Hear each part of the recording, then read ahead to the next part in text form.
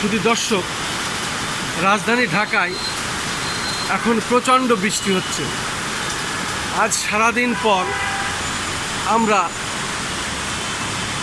দুপুরের পর অর্থাৎ 2টোর পর এই বৃষ্টি আমরা দেখতে পাচ্ছি।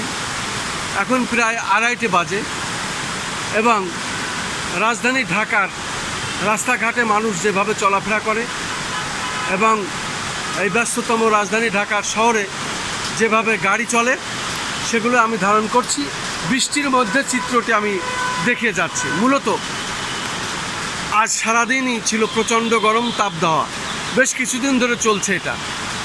তারই পরিপ্রেক্ষিতে আজ হঠাৎ বেশ কিছুদিন পরে আমরা দেখতে পাচ্ছি এই বৃষ্টি, মুষলধারে এই বৃষ্টি।